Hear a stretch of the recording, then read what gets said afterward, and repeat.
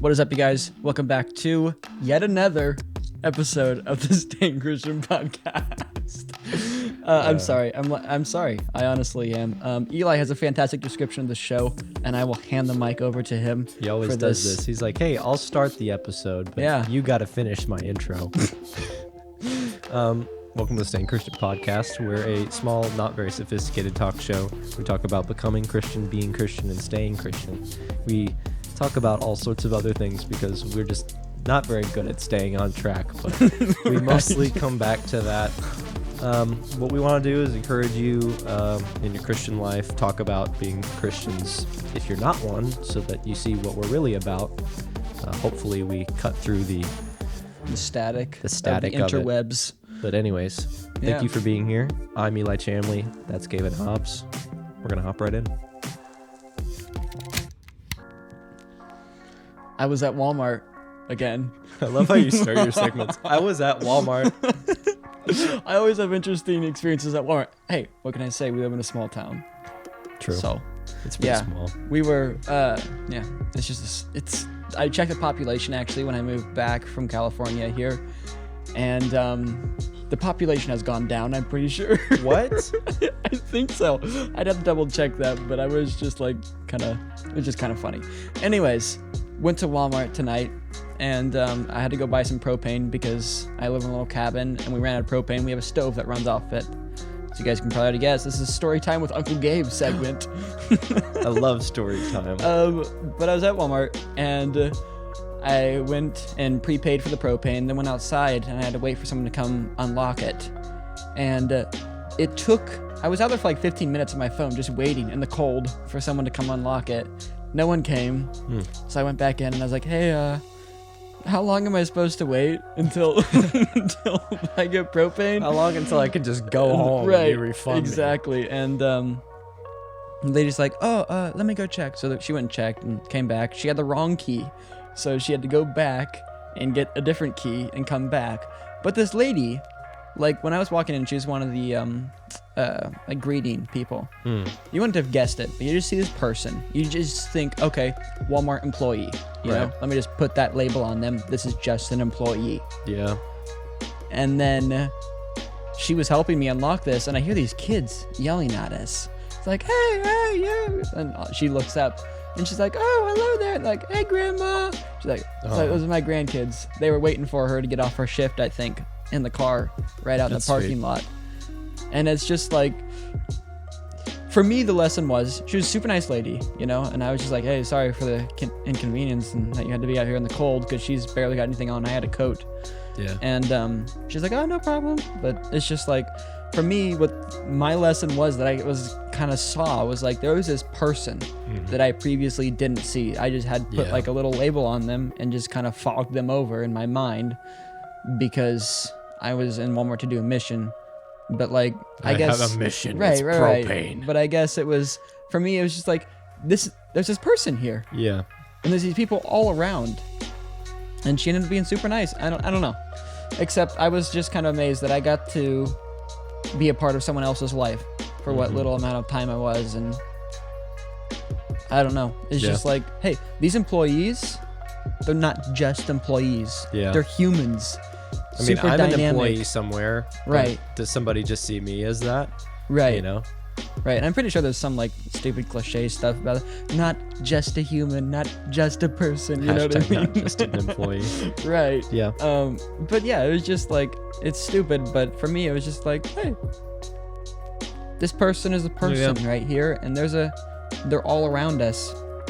I don't know if there's anything like super godly or Christian-y to say about that, except I just felt like, there's a person here. So I heard something and it applied to me very directly, and I thought I'd share it with you. Good.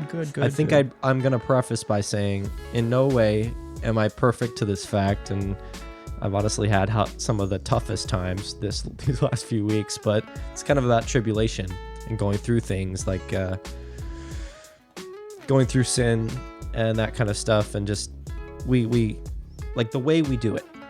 Not like, oh, let's shift the focus from seeing it as bad. I'm not saying that. No.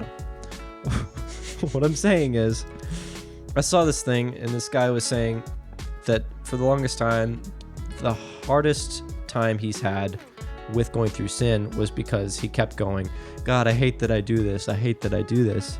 Instead of saying, God, I love you more than this. And I don't know about you, but that hit me when I heard it, because in a way you're putting it on Jesus like he asks us to. Mm-hmm. You know, instead of still trying to be the one that shoulders everything, like I've got to do this because it's my duty, and if I don't, then I'm a horrible person. It's like, yes, sure, you're a horrible person, but like, you're putting it on God because, you know, you love him more. You love him more. This is why you don't choose it. You know what I'm saying? You're taking responsibility on yourself rather than putting it on someone else.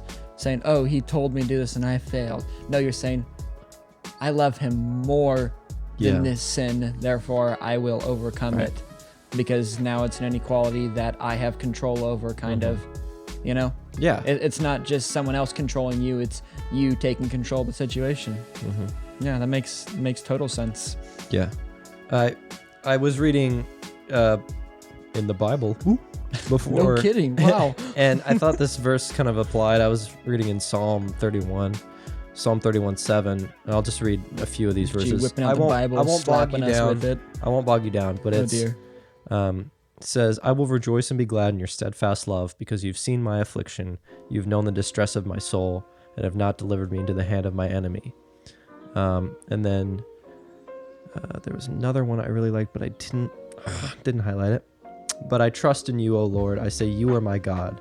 My times are in your hand. Rescue me from the hand of my enemies. Basically saying, you know, you've seen how bad I can be. You know, you've seen me. You have seen me, every part of me, not just the goodness that I portray that I want you to like, you know, because God knows when we're trying, and he can see when we're faking it. You know, he sees every part of us and still loves us. Right. Which is amazing. Yep. But also, he's not just leaving you there at that. You know, he's taking you out of it. Right. And, you know, you've gotta just, not you've gotta, but I'm saying, I don't know, finish this for me. I'm stumbling. No. It makes sense that, I feel like you pretty much put it exactly. He rescues you from it by showing you, like, because when Jesus says, love the Lord God first. Yeah. You know, if you love God more than the problems you're, like, the stuff you want that you know is a sin, then it's easier than just saying, oh, God told me to do it, so I shouldn't. Right. No, yeah. Like, yeah. And I'm not saying this to be like, hey, you guys got to do this. I don't know that it's necessarily, quote, easier. No, it's but still hard. It's more of now the it's ball's a different in your focus. field. Yeah. Instead of you were told to do something, you chose to do something. Yeah. You know, because of your love for him. Like we've always said, you know, it becomes less of a chore and more of a relationship. You're choosing that relationship over something else. Right. Which is your sin, your selfishness. It's kind of what we talked about servanthood before.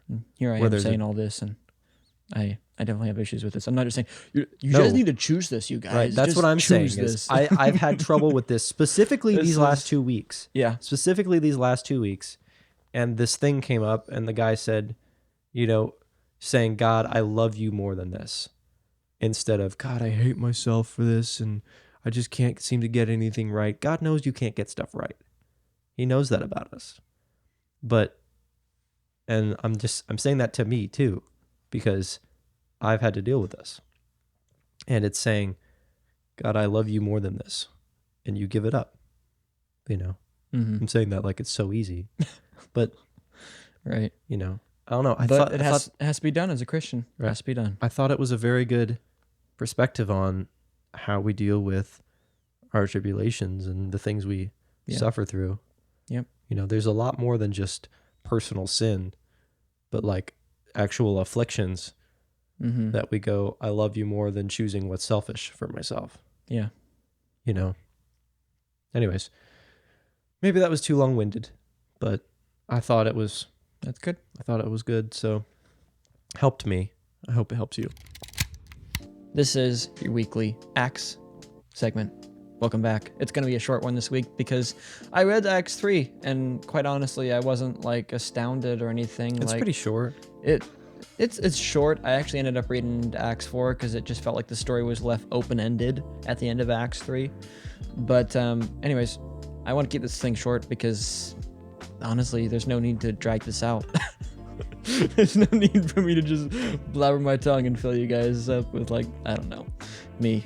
Anyways, in this chapter, Peter heals a lame dude that's sitting by. They always talk about the gate that is called Beautiful. The beautiful gate. It's interesting that they point Isn't that that out Bethsaida? so much. What? Isn't that Bethsaida? I have no clue. Like the fountain at Bethsaida or something like that? It may be. Yeah, and it's by the porch that is called Solomon's.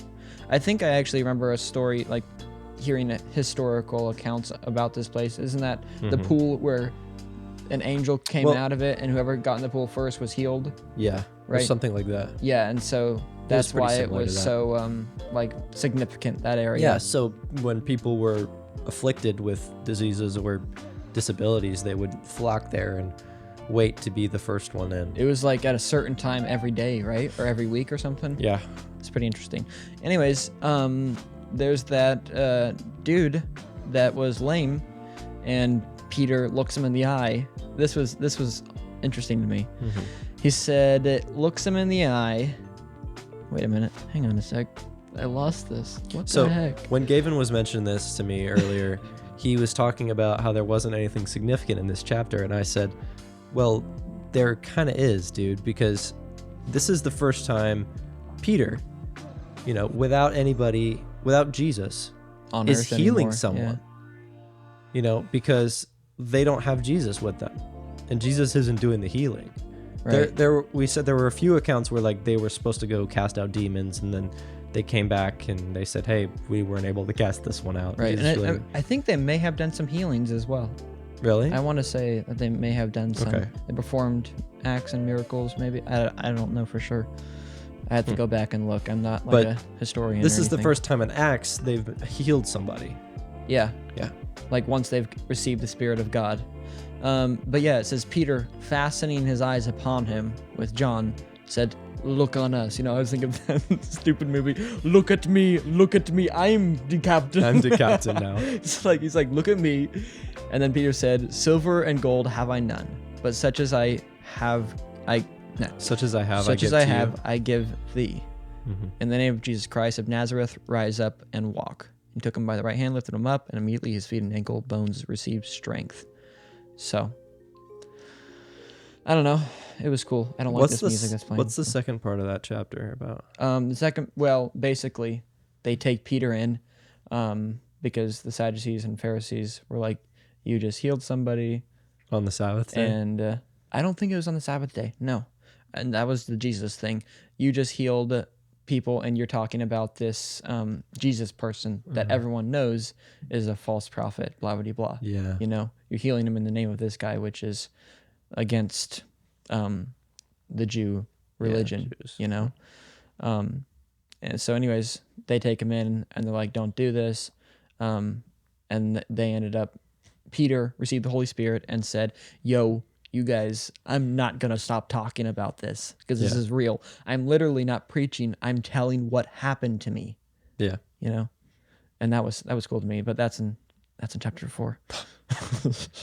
But yeah, they get taken in because they were chapter 4. because they were performing a miracle in the name of someone who they believe to be a false prophet. Yeah. And I don't think they were flogged or anything. But it was the first time they were taken in custody.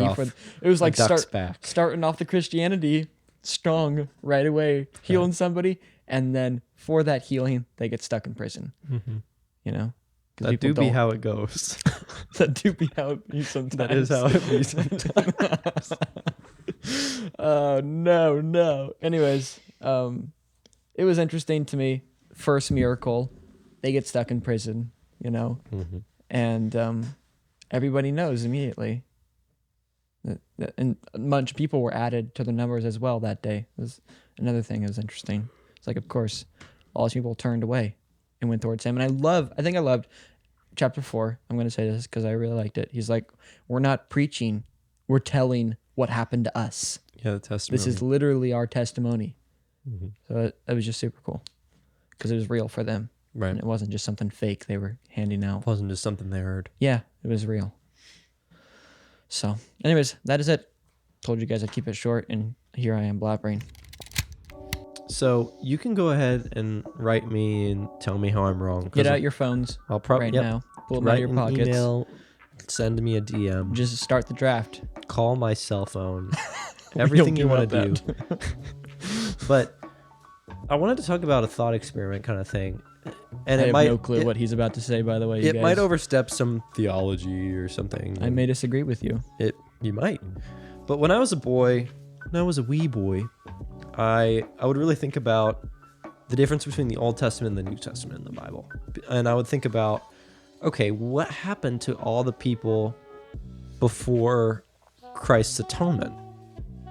And I would think to myself, I was like, okay, were they saved? Did they go to heaven? Was it only the prophets? Am I the only one that thought about that? No, I was like, what happened to them? Where did they go? Right.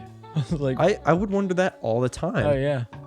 And so a little bit ago we were talking about, and I'm sure I thought about this way before we talked about it, but we were talking about how God is outside of space and time. And I started thinking about how Jesus is part of God, obviously. So outside of space and time, does the atonement just span all of the Old Testament? Say that? I don't know. I do know I've heard a theory or something that's probably biblically backed. Something about when God was gone, when Jesus was gone that first time, like what was it? After he was put in the grave, Mm-hmm. And then he was gone for a little while, that he went back. Went back in time. Went into hell or went into that holding space for these souls. I don't know. Yeah. And I guess collected those people and brought them to heaven or something. I've heard that theory. I don't know. That's kind of the picture that I kind of hold loosely in my mind right now. Because same. It's just I'm holding like, this loosely. I'm not saying this is exactly what happened or anything. I've thought about this a lot. Yeah, same. And this is some of the stuff I wanted to talk about when I first started the podcast. Is like, there's stuff that I've thought about that I'm like, this is really interesting to me. Right. And when I'm thinking about this, I'm also thinking about some of the concepts like we're made perfect in Christ now. Everything that was that's behind you, Christ has dealt with that, and Christ has promised to be with you in the future. But then I'm thinking about God and how he's not in time. He doesn't see time like we do. Not and constricted. they've mentioned that. I think it's been mentioned a lot. Right. Where we don't see things the same way. And Which, if you guys are movie nerds like me, Interstellar has a fantastic picture of how that could kind of go about, because people say the fourth dimension is time, and he kind of he gets put into this three-dimensional world that allows him to interact with spoilers, by the way. Oh yeah. If you guys have not seen Interstellar by Christopher Nolan, it is my favorite. Okay, it's really close to my favorite movie. It's like that and Monsters, Inc. are my two top movies. I'm serious, dead serious here. Now you know everything about Gavin. WALL-E's it's a close third. WALL-E's awesome incredible. Mm-hmm. Anyways, Interstellar, they do place him in this. It's really hard to understand the movie sometimes. For some people, they're just like, I hate it, I don't understand it, which makes sense. I had to have someone explain it to me for me to understand it. But they get put in this three-dimensional space that allows him to interact with his three-dimensional body with the fourth dimension time. Put into this weird tesseract. It was really cool. It was just like this, whoa, maybe this is how it works. Right. Of course, we can never know because we're only three-dimensional beings. And I always tell myself that when we finally get to heaven, hopefully God will like have a sit down with me. Yes. And I'll be able to like ask all the questions. But then I remember I'm not really worthy to ask all the questions, so I shouldn't like make a point in my mind to be like, hey God, please answer all these questions. But the other thing, I think I've talked about this before, and this is another movie, Arrival. Yeah. And so More spoilers if you haven't yeah. seen that, but you should see that. Another good movie. One of my Another faves. great movie. Has a picture of time that I thought was wicked. Yeah, that was a cool picture. And I'm like, maybe God sees time this way. I think I mentioned that in a segment like this. Yep. But yeah, I don't know. I personally kind of think that's how it works, where the atonement spans that and covers them.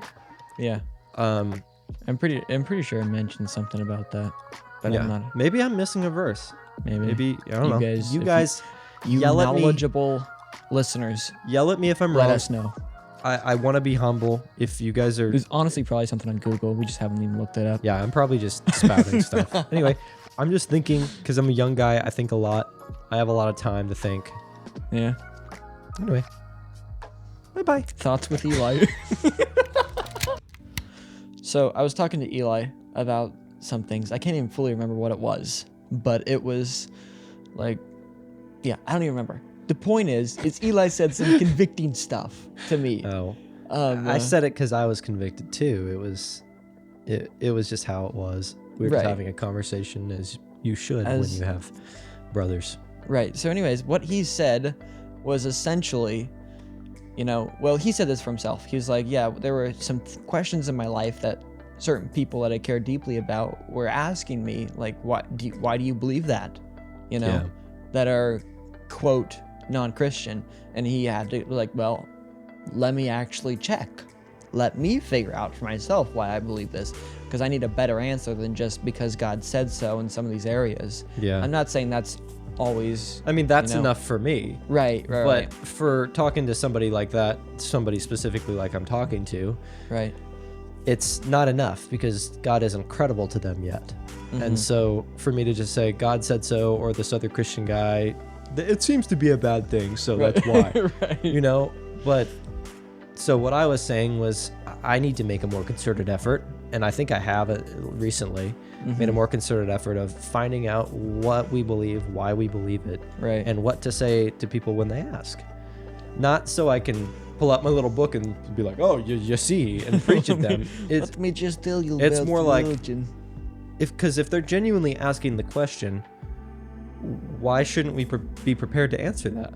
Right. Especially if we're really passionate about what we're doing, Yeah. And so I for a while I was really pushing the Mere Christianity book, and I said it some on here, but Lewis goes through what we believe, why we believe it. He explains sort of his outline for why he believes God exists in like the first book part of that. It's a very short book, so I make it sound like it's this massive book. Yeah, it is pretty small. And so I was pushing it because when I read it, I was like, here's my foundational why we believe these things. And I was like, now I don't have to rely on so-and-so smart, so they must be credible. Or, I heard it somewhere, so it must be true. Now it's, here's the verses it's tied to. Here's what Jesus said about it. Lewis sets it up in a way that you feel like you learn it and then almost own it, because he sets it up with pictures and metaphors, which is really cool. So like that's what I feel like for me I kind of am failing at doing, is like, that's just the way it is. It's like sometimes, like, I feel like that's good and all because Jesus said it. I'm not going to discount that, but like sometimes that's not enough and you got to own it. Why is this? Why do you actually believe this? What are some of the things behind it? Like when Peter explained things in Acts, he actually gave this whole chronological, like, he referenced history, he referenced this logic and all this stuff. Like, he wasn't just saying, you just killed God. He was like, no, like, this was prophesied about. We talked about this. Like, he's building this whole logical argument around it, actually. So, like, why aren't we doing that as well? Like, like, there's the common question, I feel like I should be prepared for, which I kind of feel like I am. I probably could use more work. Like, why do bad things happen to good people? You know, why do bad things happen to Christians? You know, like why should I choose this life if just everyone gets dealt this hand of fate?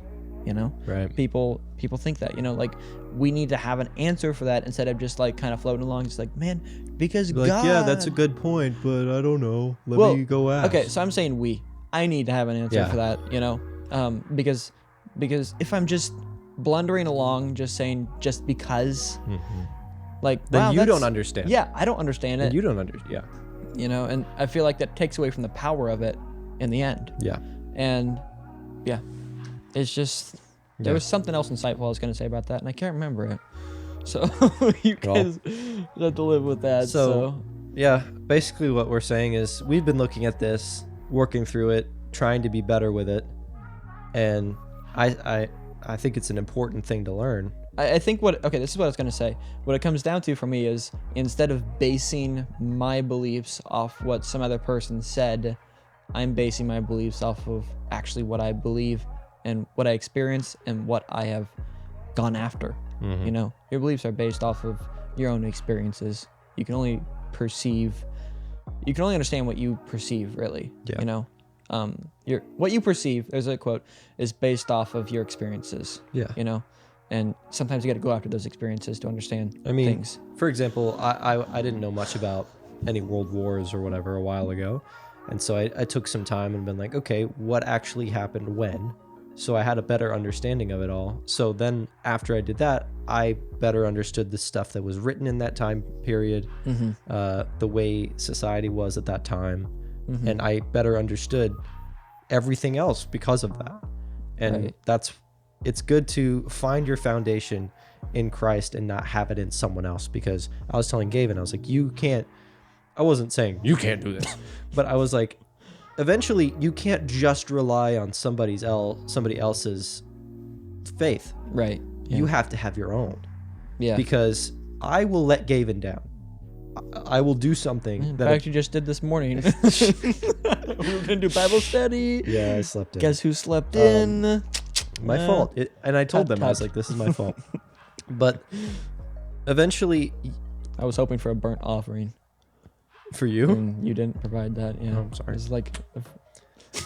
But that's my point is, yeah, no man is an island, but you gotta have an island, I suppose. Well, you gotta have an island for the rest of the friends to join you on, you know? True.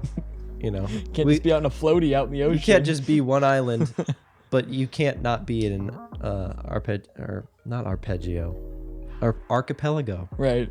I don't know. This metaphor's quickly breaking down. But nonetheless, you gotta have your own foundation and that, at least, you know, and I think that's what I'm realizing is I need to go after these things and not just rely on other people to explain things for me and just say, just because this person said it or because this is what I've always think, you know? Yeah.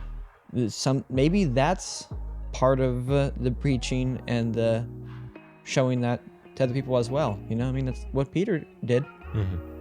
So that's all. That's me saying this is what I need to do. Yeah. And I'm working on that. You are listening to the Staying Christian podcast. I was your co-host, Gavin Hobbs. And I was the other co-host, Eli Chamley. You always do this so weird, Gabe. I do it weird because I'm trying to switch things up, and I hate things being the same sometimes. I want change. I want it to feel like we're innovating, even though sometimes it feels like we aren't. Well, now they're gonna know we're trying to innovate, and maybe that's good. Now it's not gonna seem like it's just happening out of our own talents. Now it's an inception. Now people know Rings, all circle, our secrets. Yeah, darn. Anyways, if you guys want to contact us, we're on most social platforms at Staying Christian, except on Twitter, where we're Stayin' Christian. Because they wouldn't let us have the G. That final syllable. Anyways, I'm Gavin Hobbs. I'm Eli Chamley. Stay real. Stay Christian, guys. Bye. Bye. High fives all around. Whoosh. Or as thank you guys. If you liked it, box till I put it in the face like a boss. And that's all around. What the heck? I'll see you dudes. So you got a glimpse of him when he said his favorite movies were Monsters Inc. and Interstellar. That's just the tip of the iceberg, baby. Yeah. Right. Oh, dude. Straight on. When you're trying to cut and there's the You're just right like- in the way. Let me just cut this part. Yeah, let me just- silence it. Yeah. Yep. I've done that. If you did. Yeah. If you just skip to this They part, skip. then shame on you. Don't skip around the podcast. Don't do that. That's so naughty. Nothing, you're teasing me. You're very bad. All right, here we go. Let's end this. Finish this puppy up. Let's get out of here.